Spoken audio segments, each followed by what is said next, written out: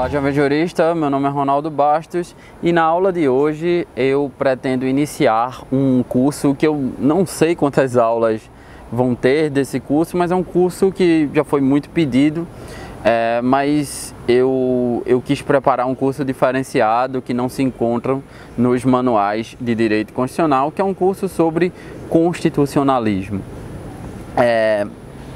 Na aula de hoje eu pretendo falar de um primeiro aspecto que caracteriza as constituições modernas, ou seja, as constituições escritas, né, como surgiu no início do movimento constitucionalista. As constituições, elas são divididas em duas partes. Uma primeira que trata de traçar um rol de direitos fundamentais. Lembre-se que o liberalismo era a doutrina política que condicionou o primeiro movimento constitucional, né? Então havia uma tendência no constitucionalismo inicial de proteger os indivíduos da atuação do Estado. Então, a primeira coisa que se necessitava era de um rol de direitos fundamentais. A segunda coisa que se necessitava, não bastava apenas proteger os indivíduos da atuação do Estado. Para proteger os indivíduos da atuação do Estado, era preciso fazer com que nenhum indivíduo tivesse uma força suficiente para sobrepujar esses direitos fundamentais. E como isso foi construído institucionalmente? Isso foi construído institucionalmente através da divisão do exercício do poder, o que a gente conhece como ideia de separação dos poderes, que esse vai ser o tema da aula 2. Então as constituições, ela divide uma parte, que a doutrina chama de parte dogmática, que diz respeito aos direitos fundamentais, e uma segunda parte, que é chamada de parte orgânica, que diz respeito à organização dos poderes. Tem constituições que fazem os dois, normalmente as constituições modernas fazem os dois. Temos uma exceção histórica, que é a Constituição dos Estados Unidos, que só trata da organização dos poderes, e os direitos fundamentais surgiu com o Bill of Rights, que são as 10 primeiras emendas à Constituição americana, são desse estabelecimento dos direitos fundamentais. Eu estou aqui nos Estados Unidos e uma chacota dos Estados Unidos, por exemplo, dos americanos, é quando alguém é forçado a falar alguma coisa que não quer falar. Aí tem uma expressão consagrada que é take a fifth, né? Que é tipo, eu invoco a quinta emenda, que faz parte da ideia de liberdade de expressão, da própria ideia de que ninguém é obrigado a produzir provas contra si mesmo. Então, veja que este direito fundamental foi consagrado em uma emenda à Constituição. Lembrando que as emendas constitucionais da Constituição americana são emendas que não é que eles alteram a Constituição, eles acrescentam a Constituição. Então foram acrescentados 10 dispositivos à Constituição dos Estados Unidos. Mas é uma Constituição histórica, é uma Constituição que é exceção desse ponto de vista. Todas as constituições possuem um rol de direitos fundamentais e uma divisão do exercício do poder. Bom, o constitucionalismo, e aí a gente pode partir para a nossa aula. O constitucionalismo, que é a ideologia que rege o Estado de Direito, é composto por um corpo jurídico específico que nós conhecemos como direitos de primeira geração. Esses direitos, como eu disse, no auge do liberalismo, eles têm por titular o indivíduo e controlam o abuso do poder estatal com essas duas características. Eles limitam o poder e eles separam o exercício do poder. Criam um rol de direitos fundamentais e assim limitam com que o Estado adentre na esfera individual, e eles distribuem o poder para que um indivíduo não tenha um poder suficiente a destruir os próprios direitos fundamentais. Os marcos jurídicos desse início do constitucionalismo são, em primeiro lugar, a Constituição Americana, como eu citei, e lá de 1787, e também a Declaração Universal dos Direitos do Homem e do Cidadão de 1789, que eu falei um pouco para vocês na minha aula sobre soberania, que eu vou deixar linkada em algum ponto desse vídeo. Mas mais do que os marcos jurídicos, eu quero tentar explicar para vocês os marcos filosóficos, que é um pouco há muita omissão sobre isso na doutrina brasileira, né? Na doutrina constitucional brasileira. Esses marcos filosóficos, eles são oriundos de uma tradição iluminista, mais especificamente de um grupo de filósofos europeus conhecidos como contratualistas. Apesar de que os americanos também tiveram um papel fundamental na formação dessa doutrina, como eu vou explicar um pouco mais para frente. Em linhas gerais, os contratualistas, eles defendiam que os direitos humanos eram naturais, ou seja, inerentes a todos os seres humanos, eram iguais, os mesmos para todo mundo e eram universais, eram aplicáveis em toda parte. No que toca propriamente à Declaração Francesa, algumas teorias foram importantíssimas. De todas, eu cito três: a de Rousseau, a de Locke e a de Montesquieu. A de Montesquieu a gente vai trabalhar um pouco mais na área 2, na aula 2, quando a gente for falar da separação dos poderes. Eu quero me focar mais nessas duas primeiras teorias, a de Rousseau e a de Locke, que é com essas teorias que a gente vai ter uma ideia de que o que são direitos fundamentais, que eles chamavam à época de direitos naturais, e por que uma Constituição, porque uma Constituição, de acordo com a ótica, com a visão filosófica dos contratualistas, tem que proteger direitos individuais, fundamentais, naturais. Bom, a grande questão que preocupava os contratualistas era a legitimidade que teria um governo civil no momento em que, de um lado, não se pensava mais a política em termos teológicos, ou seja, não havia um teocentrismo. Depois de Maquiavel já estávamos numa fase antropocêntrica, né? E de outro lado, não era mais possível identificar a soberania na vontade do rei. E aí eu remeto vocês àquela aula sobre soberania, que isso vai ficar bem claro. Bom, então esses filósofos contratualistas, eles se perguntavam: o que é que legitimaria a passagem de uma época sem Estado, que eles chamavam de Estado de natureza, para uma passagem de uma época em que o Estado é preponderante, que eles chamam de Estado civil. Para os contratualistas, e por isso que eles foram chamados, existiria uma espécie de contrato social entre os súditos, ou seja, os cidadãos, e o soberano, o rei, o presidente, onde os súditos deveriam abdicar de parte da liberdade anterior. Quando não havia Estado, em tese, eles faziam o que quisessem, apesar de Rousseau discordar um pouco disso, em troca da segurança do grupo que seria dada pelo soberano, né? E o soberano iria representar esse grupo no exercício do poder. Hobbes, que também é um filósofo contratualista, vai dizer que o primeiro papel do Estado é dar segurança aos cidadãos. Porque se o Estado não consegue garantir a vida dos cidadãos, ele não serve para nada. Rousseau, numa obra muito conhecida chamada O Contrato Social, ele vai advogar uma tese desse tipo. E ele diz que o Estado civil deveria achar uma forma de sociedade que defenda e proteja com toda a força comum a pessoa e os bens de cada sócio, e pelo qual, unindo-se cada um a todos, não obedeça todavia senão a si mesmo, e fique tão livre quanto antes. Mas ainda persiste a questão de quem legitimaria ou o que legitimaria essa forma de sociedade. O que legitimaria esse contrato social? E Rousseau vai dizer que é a vontade geral. A vontade geral seria formada pelo conjunto das vontades individuais, né? Contando que o indivíduo é a fração mínima do poder político e é o conjunto dos indivíduos que formam, através do contrato social, o Estado, que dá legitimidade a esse Estado.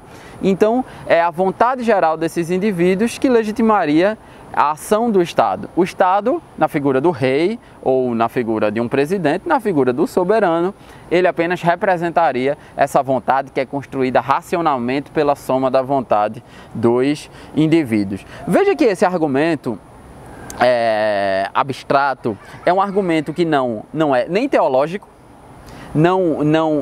retira a fonte de legitimidade do Estado do rei, ou de Deus, nem é um argumento monárquico, que diz que a legitimidade está na vontade, identifica a legitimidade do Estado na vontade do rei. Não, é o povo que dá essa legitimidade. E naquela aula sobre soberania, eu falei que, ao contrário de Jean Bodin, Rousseau advoga a ideia, Jean Bodin, que defendia o direito divino dos reis, Rousseau advoga a ideia, a partir da vontade geral, de soberania popular. É o povo que detém a fonte do poder soberano. A nossa Constituição vai dizer que todo o poder pertence ao povo, né? Que o exerce diretamente ou através dos seus representantes.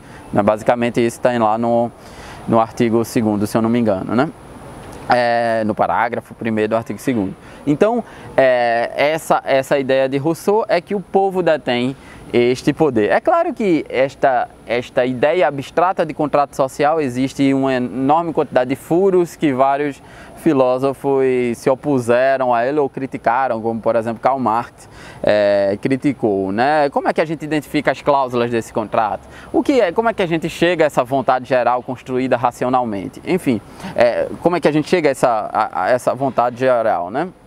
Quem admite, Durkheim vai dizer que, não, na verdade o contrato social é tácito, a gente admite, o povo admite tacitamente. Agora, quem admite tacitamente? Isso era uma resposta que os contratualistas deveriam dar, e eles deram, na verdade. Rousseau e Locke vão dizer que era a razão que dava legitimidade ao contrato social, e foi ela que foi a responsável pela saída dos homens do estado de natureza para o estado civil. Por isso que era tácita, porque é uma legitimidade construída racionalmente. A partir da ideia que se um indivíduo ele é dotado de plenas capacidades intelectuais, ele iria querer sair do estado de natureza para esse estado civil, pois ele teria um direito fundamental que seria condição para o exercício de todos os outros direitos, que é o direito à vida. O Estado protege a vida dele, então ele consegue exercer os outros direitos. Porém, como Rousseau já adverte, embora o homem tenha nascido livre, por todo o canto ele está preso. O Rousseau usa agrilhoado a palavra, ou seja, ele está escravizado, ele está subalternizado, ele está subjugado. Então, eu não quero aqui discutir o problema da liberdade inicial, se os homens nascem livres mesmo, ou essa é uma liberdade que é construída como queria Hannah Arendt. O importante é saber que foi amparado nessa ideia de Rousseau que o artigo 1º da Declaração Universal dos Direitos do Homem e do Cidadão foi construído. Leiam lá o artigo 1º. Os homens nascem e permanecem livres e iguais em direitos. Então, essa ideia é que a liberdade é um direito fundamental e deve ser protegido pelas constituições, devem ser protegidos pelo Estado de Direito. A influência de Rousseau é notória e outros artigos da Declaração refletem a filosofia de Rousseau. Vamos ler o artigo 2º. O artigo 2º vai dizer que o objetivo de toda associação política, ou seja, do contrato social, é a preservação dos direitos naturais e imprescritíveis do homem. Se o Estado surge de uma forma que não protege os direitos que o homem já gozava no estado de natureza, que são esses direitos racionalizados, frutos de uma ordem racional, que os teóricos dessa época chamavam de direitos naturais, ou seja, são imprescindíveis ao homem. O homem tem pelo próprio fato de ser homem, e não por ter um status tal, ter dinheiro tal. Só o fato de ser homem, esse homem já tem esses direitos. Então o objetivo do Estado é preservar esses direitos naturais e imprescritíveis do homem. Vamos ler o artigo 3º. Nenhum corpo e nenhum indivíduo pode exercer uma autoridade que não emane expressamente da nação. Ou seja, que não emane expressamente das determinações que o povo dá ao soberano. Dessa ideia de soberania criada pela soma da vontade popular, né? Aqui também tem uma influência de Joseph Seye, que eu falei lá naquela aula de soberania, né? E o artigo 6º vai dizer que a lei é expressão da vontade geral, que é um conceito tipicamente russoniano. Então veja como uma filosofia de Rousseau, com essa ideia de que a fonte de legitimidade do Estado é proveniente do povo, né, da soberania popular, é uma ideia que é importante para esse início do constitucionalismo. É claro que a ideia de Rousseau não foi totalmente aplicada, porque Rousseau defendia práticas de democracia direta e o início do constitucionalismo consagrou a democracia representativa. Mas a ideia é que é isso, o objetivo da associação política é preservar os direitos naturais dos homens. Não pode haver Constituição se não houver uma limitação do Estado em razão dos direitos naturais dos indivíduos. Se os indivíduos não tiverem direitos de ser livres, se os indivíduos não tiverem segurança, se os indivíduos não tiverem propriedade. Então, essa ideia de rol de direitos individuais e fundamentais e, na época, naturais, era importantíssima para entender o início do constitucionalismo. Outro teórico importantíssimo para entender é Locke. Locke vai se diferenciar de Rousseau, porque Rousseau vai dizer como Proudhon que a propriedade é um roubo, né? E Locke vai dizer não, que a propriedade privada é um dos principais direitos naturais. Locke dizia que era um direito natural e inviolável. E o último artigo da declaração não desconsiderou essa observação de Locke, ele só mudou, disse que a propriedade privada é inviolável e sagrado, é um direito inviolável e sagrado.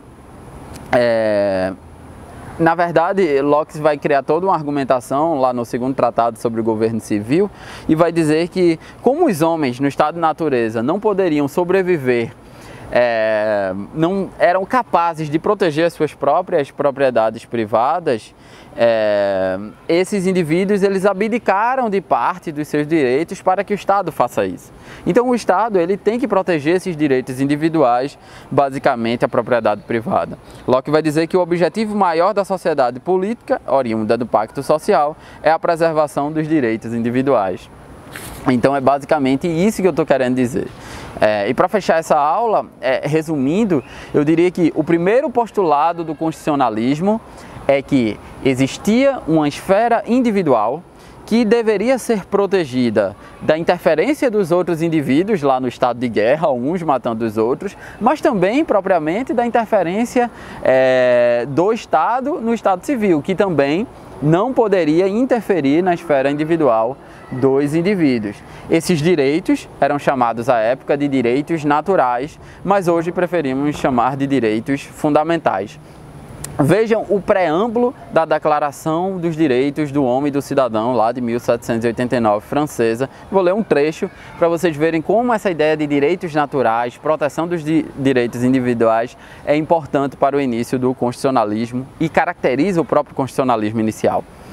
Vai dizer a declaração: os representantes do povo francês, reunidos em Assembleia Nacional, tendo em vista que a ignorância, o esquecimento ou o desprezo dos direitos humanos, do direito do homem, são as únicas causas dos males públicos e das corrupções dos governos e, por isso, resolveram declarar solenemente os direitos naturais, inalienáveis e sagrados do homem. E aí eles seguem o preâmbulo dessa declaração. O próprio artigo 2º, que eu já citei, vai dizer que o objetivo da associação política é conservar os direitos naturais e imprescritíveis dos homens. E vai dizer, esses direitos são a liberdade, a propriedade, a segurança e a resistência à opressão. E por fim, para finalizar essa ideia, eu cito o artigo 16 dessa declaração, que vai dizer que uma Constituição que não esteja previsto um rol de direitos fundamentais e não esteja previsto a separação dos poderes, não é uma Constituição. Então veja que a Constituição tem um conteúdo material. A Constituição, veja, diz o artigo 16, a sociedade em que não esteja assegurada a garantia dos direitos, nem estabelecidas a separação dos poderes, não tem Constituição. Então, foi por isso que eu disse, eu vou ver nessa primeira aula essa primeira parte da Constituição, por que existe a necessidade dessa manutenção de direitos individuais. Então tem todo esse contexto do liberalismo, tem todo esse contexto de luta contra o antigo regime francês, tem todo esse contexto do poder do rei de fazer o que quisesse. Então os homens necessitaram de ter uma proteção das suas esferas individuais. A sociedade civil necessitou disso. E o outro ponto é a separação dos poderes. A separação dos poderes eu vejo na aula 2. Espero que vocês tenham gostado. Dúvidas aqui embaixo.